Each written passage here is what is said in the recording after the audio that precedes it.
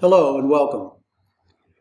As president of a small liberal arts college, I speak regularly with prospective students and with parents who are discerning among larger colleges or universities, smaller liberal arts colleges, and even trade schools.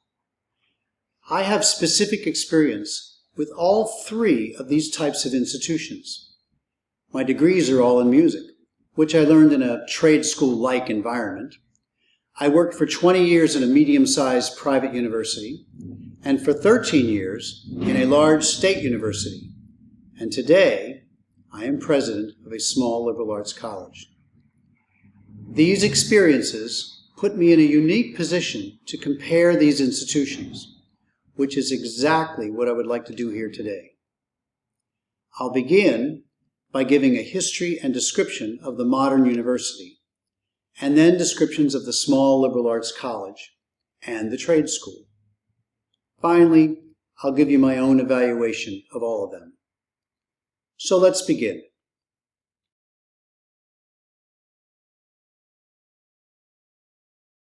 European higher education took place for hundreds of years, from as early as the 6th century, in cathedral schools or monastic schools in which monks and nuns taught classes. However, our exploration will start with the work of the Jesuits in the 16th century. The Society of Jesus, the Jesuits, when it was founded in 1540, did not envision running a network of schools, but it soon became progressively involved in, and then largely associated with, an educational network. 100 years after the order's founding, the Jesuits were running 444 schools. By 1739, they were running 669 schools. In the process of building this Jesuit network of schools, the Society developed a plan to guide both the administration and the curriculum of these schools. The first edition of this plan was finalized in 1599 as Ratio Studiorum. Regarding curriculum, Ratio included 4 categories. 1.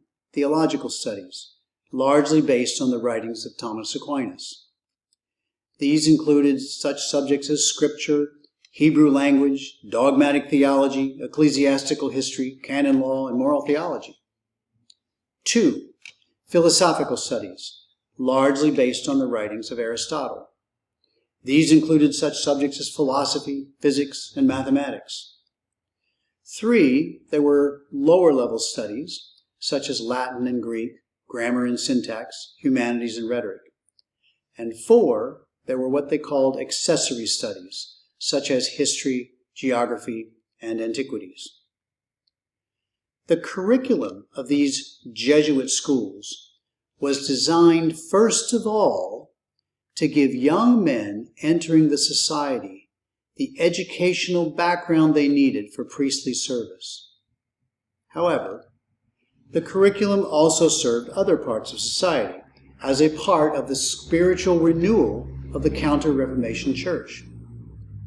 To some extent, the curriculum satisfied basic educational needs of the poor, but in truth, it was primarily intended to educate the elite, preparing them for Catholic leadership roles. This Jesuit model guided much of higher education well into the 19th century, perhaps not in all the details of its curriculum, but certainly in both the general scope of its curriculum and in its primary focus on educating future leaders. Take, for example, the first 3 colleges of the United States. Harvard University, founded in 1636, originally educated mostly congregational clergy. Yale University, founded in 1701, also trained congregational clergy in its early days. The College of William and Mary, founded in 1639, educated many of the nation's early leaders, such as Presidents Thomas Jefferson, James Monroe, and John Tyler. It also educated other key figures pivotal to the development of the United States, including the first president of the Continental Congress, Peyton Randolph, the first U.S. Attorney General, Edmund Randolph, the fourth U.S. Supreme Court Justice, John Marshall, Speaker of the House of Representatives, Henry Clay, Commanding General of the U.S. Army, Winfield Scott, 16 members of the Continental Congress, and 4 signers of the Declaration of Independence. Indeed, colleges were not meant for everyone. They were meant primarily to form the leaders of the church and of society. In the 19th century, 2 strains of thought competed for the high ground in higher education, one being what we might call the traditional approach to education, that is, its primary purpose was to form the intellect and shape the soul, and the other being an approach that called for more practical skills development, workforce preparation. At first, this workforce preparation was more focused on research than on trade skills, and this workforce preparation was particularly encouraged by the ever-expanding fields of science and their need for educational researchers.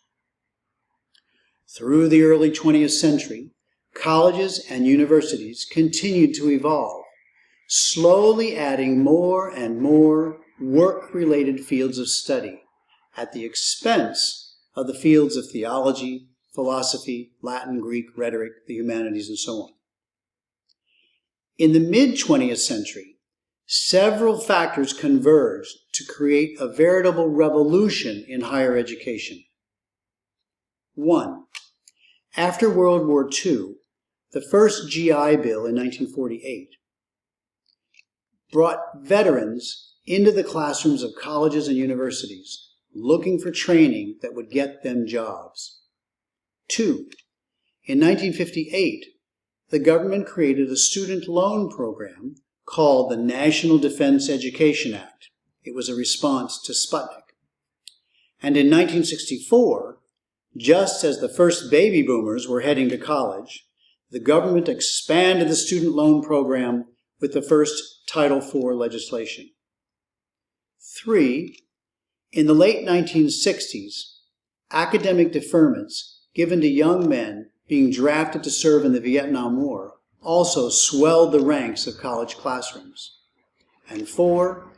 Colleges eager to take advantage of these various forms of government funding convinced the public that college was a pathway to financial success for everyone, and that everyone had a right to a college education.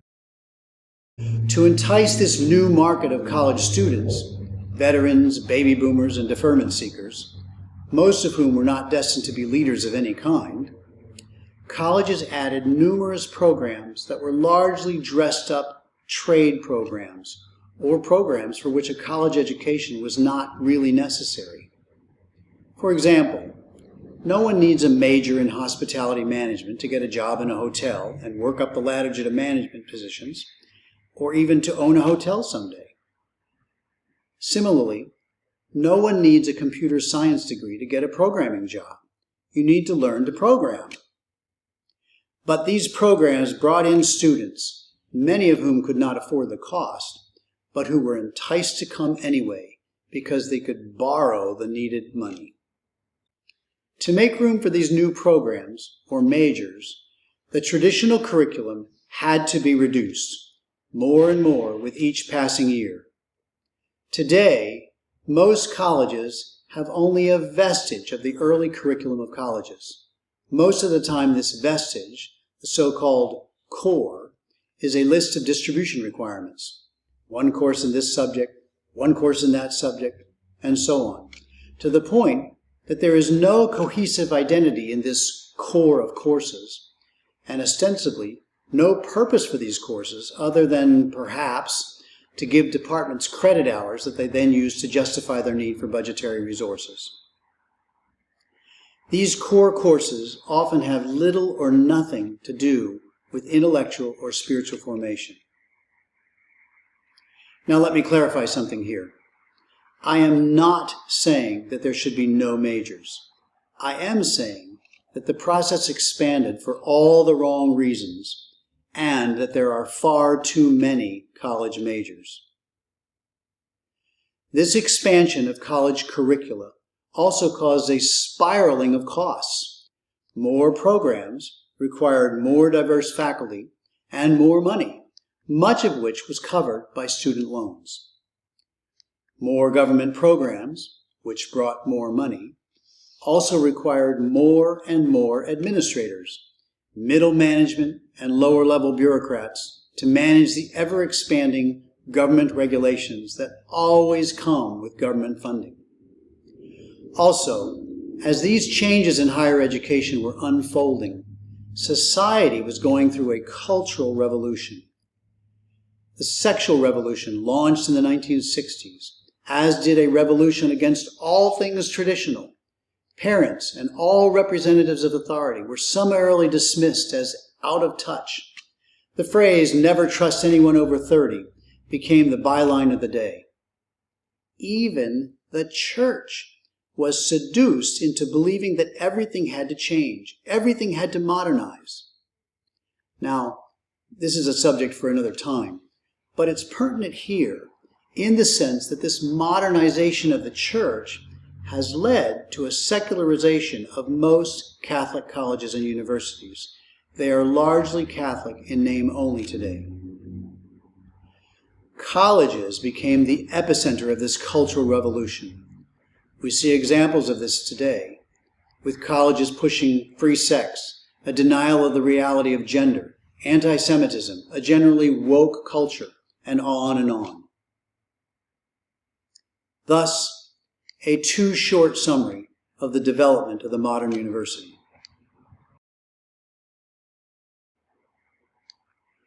Let's move on now to the trades. For centuries, actually more than a millennium, trades were taught and learned through apprenticeships. This is still true today. If you want to be a carpenter, you can apprentice to be a carpenter. You can apprentice to be an electrician, to work in agriculture, to work in catering and hospitality, to work in various digital fields, and many, many more. Some community colleges have become centers for trade training in lieu of direct apprenticeships. For example, at many community colleges, you can get a welding certificate in several months, or you can become a certified auto mechanic in about 2 years. In recent years, a few Catholic trade schools have opened. These are schools that teach certain trades and combine the training in these trades with some basic courses in Catholic philosophy, theology, and apologetics. Trade schools are not designed to offer an overall intellectual or spiritual formation. They are designed to teach very specific skills for very specific jobs. And lastly, we move on to the liberal arts colleges. Here, I'll focus on the several small Catholic liberal arts colleges that have opened in recent decades. These schools are varied in their approaches to education, but they have a few common characteristics. 1, they are small. 2, they have limited numbers of majors, or they have no majors. 3, thus, they all have larger cores than most colleges and universities. These cores are constructed to revive the earlier concept of education, that of forming the intellect and shaping the soul. As a result, in general, they are not focused directly on workforce preparation as most other colleges and universities are, even if some do have specific majors designed to prepare students for specific jobs.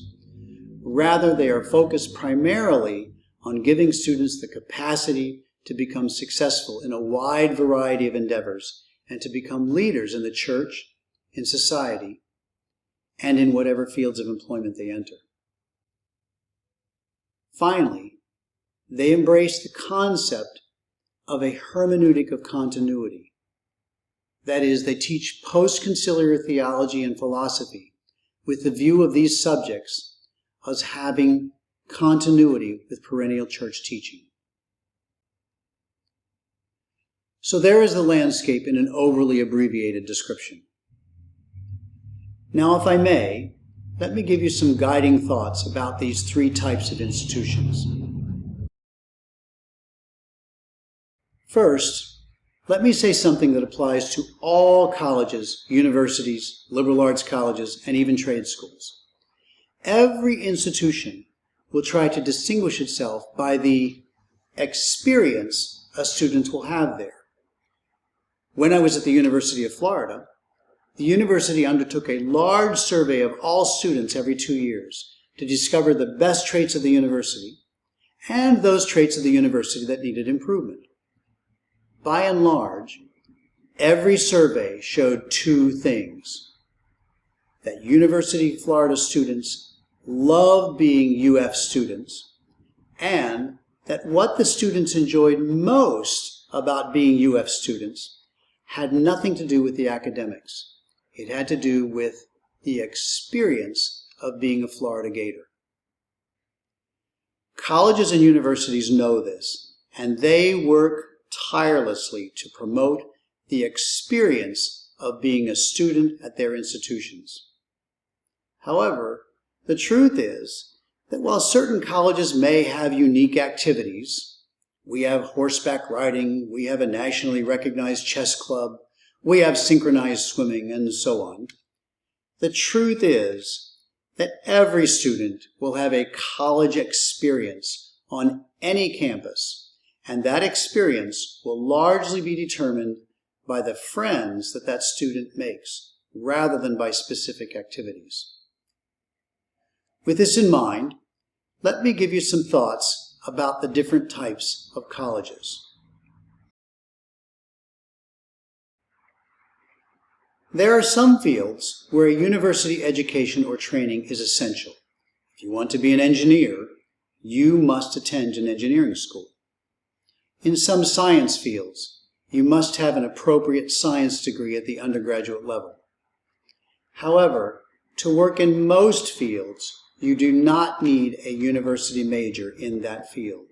You do not need a pre-law degree to go to law school. You do not need a pre-med degree to go to medical school. You do need several courses in science and math to take the MCAT, but you can get those courses in a variety of ways. In fact, the data are clear that for the vast majority of professions, a liberal arts degree is an excellent preparation. But don't take my word for it. Do a little research on the skills or qualities that employers are seeking. You will find that with the exception of certain fields that require very specific skills, like engineering, employers want employees that can learn the skills needed for their professions. They want employees that can problem solve, that can work with others, that are articulate in speech and in writing, and so on. That is, most employers want employees with the skills that are acquired in liberal arts programs. But again, don't take my word for it. Do some research on your own. If you must go to a large university for a specific program, realize that in most cases you will be going, or you will be sending your child, into a den of iniquity at a time in life when young adults are most vulnerable to the influence of faculty and other students.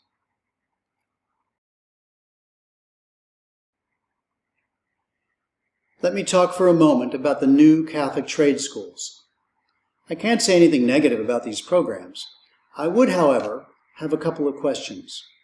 One, will the theology, philosophy, and other Catholic courses embrace that hermeneutic of continuity, or will they embrace perennial church teaching? And two, will the training be different from the training you would get in a regular apprentice program? If so, how so? If not, why would you not stay at home, enroll in an apprentice program locally, and save some money?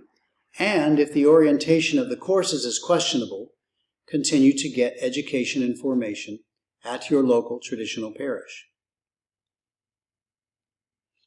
Also, you should realize that these programs are designed to train someone in a specific, focused trade, plumbing or carpentry, for example. They are not designed to give a person skills to move from one trade to another, or to take on leadership roles in any field other than perhaps owning your own plumbing or carpentry business. They can lead to good paying jobs that can support families, but they are highly focused and therefore limited.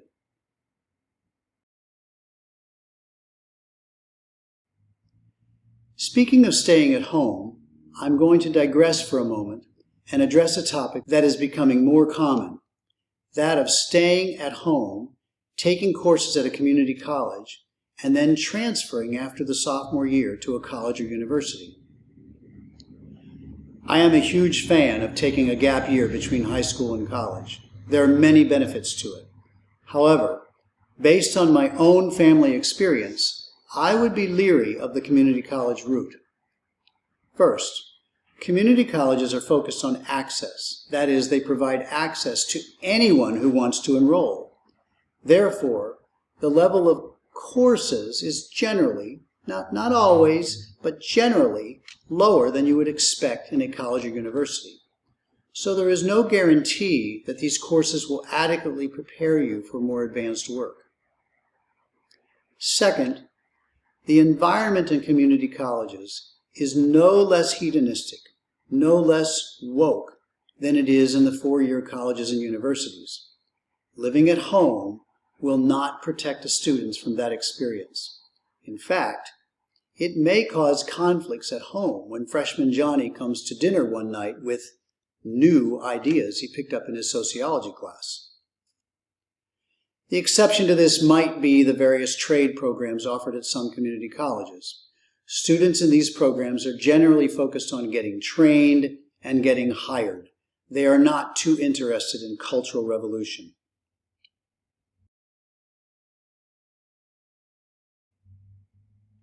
Finally, let me discuss the liberal arts colleges.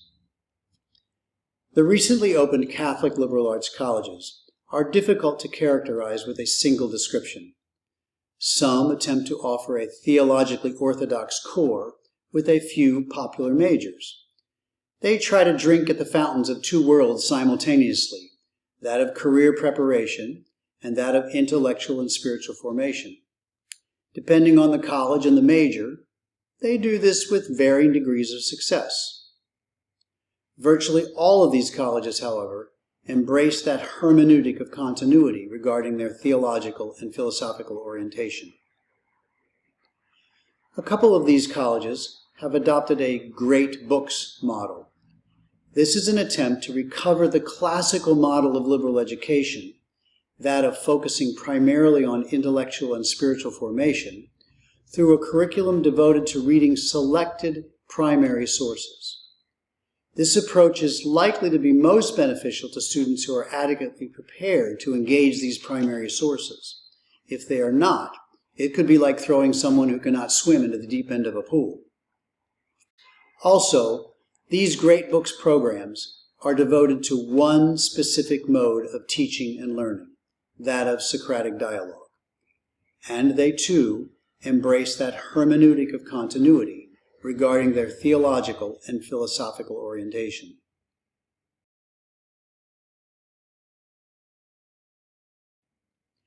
The Collegium falls into this last category of college, the small liberal arts college.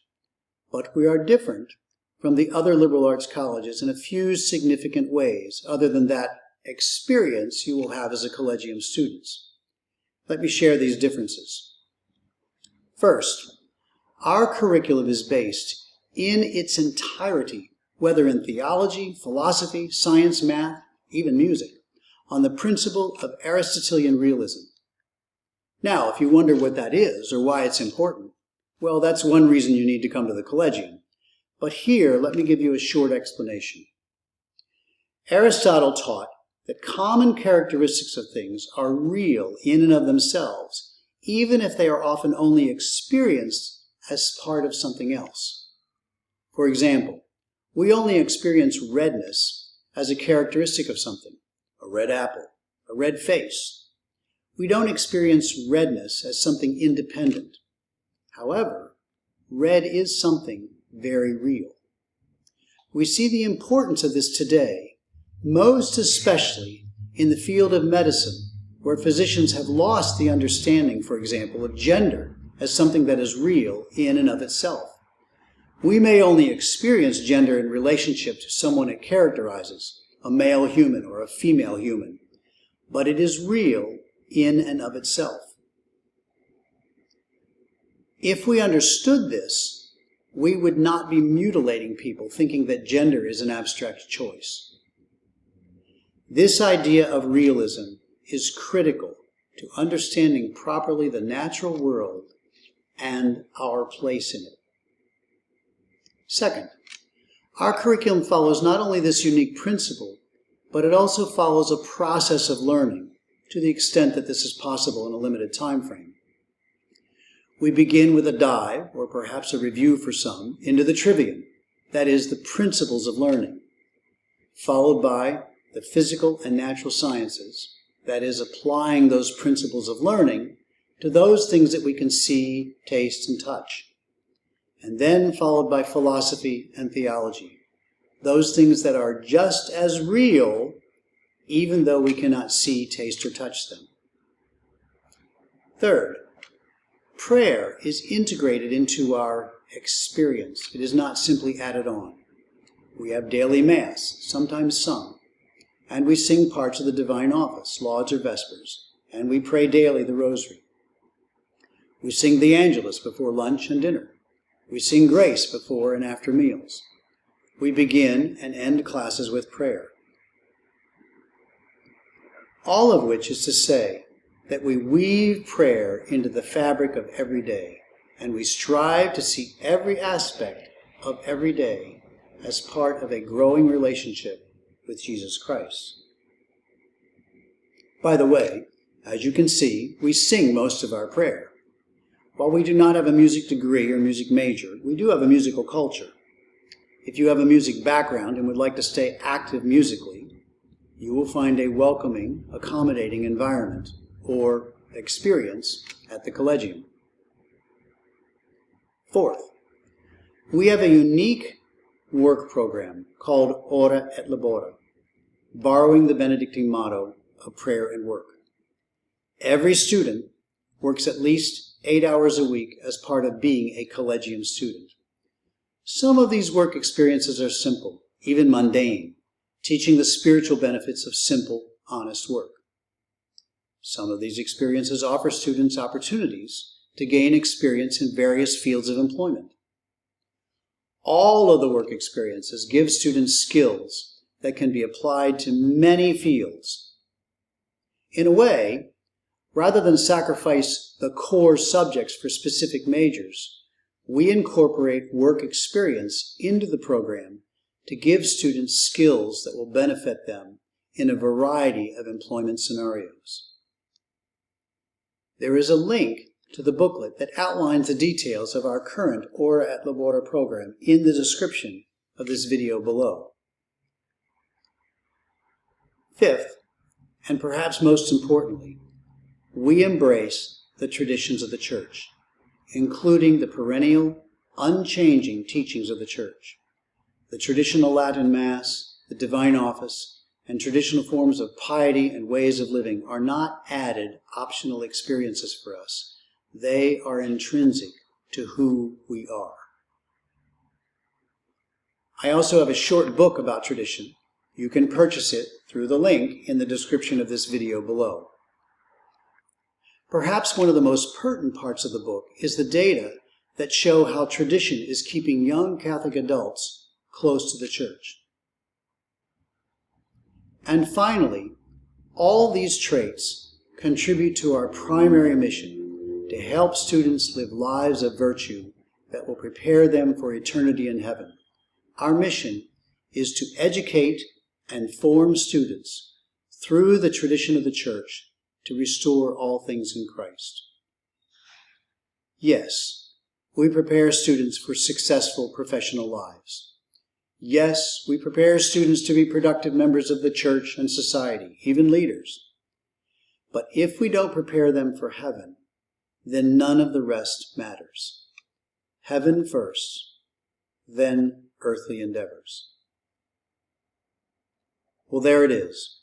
I hope these thoughts will benefit you as you consider your path to college and beyond. May God bless all of you.